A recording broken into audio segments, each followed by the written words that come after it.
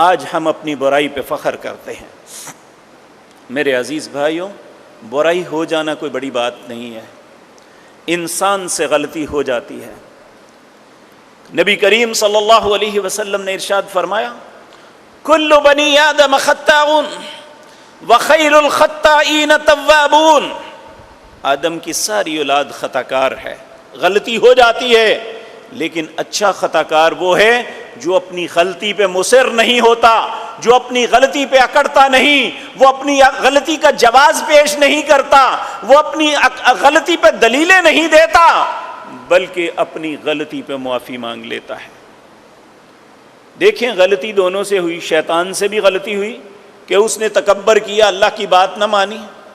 अल्लाह ने फरमाया, या इब्लीस मा मनाअका अन तस्जुदा इज़ अमरतुक, किस चीज़ ने तुम्हें मना किया है, हुक्म मैं कर रहा हूँ, वो छोटा है या बड़ा, वो मट्टी से बना है तो आग से, इस बात को छोड़, हुक्म तो मैं दे रहा हूं।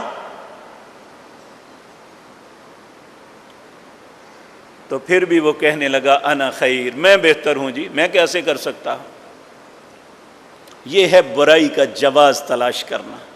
और इसके बरक्स, जब आदम अलैहिस्सलाम से गलती हुई तो हर वक्त रोते रहते थे कि मेरा रब मुझ पे नाराज हो गया है, मैं उसको राजी कैसे कर सकता हूं। ये भी तरीका भी नहीं आता था।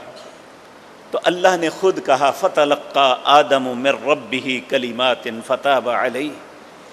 मैंने तरीका भी खुद बताया कि मुझे राजी कैसे करना है, मुझसे मुआफी कैसे मांगनी है, मेरी बारगाह में इज्जत कैसे पानी है, वो तरीका भी बताया। फिर आदम अलैहिस्सलाम ने एक लम्हा ताखीर नहीं की, कहा, रब्बना ज़लमना अनफुसना व इल्लम तग़फिर लना व तरहमना लनकूनन्न मिनल खासिरीन।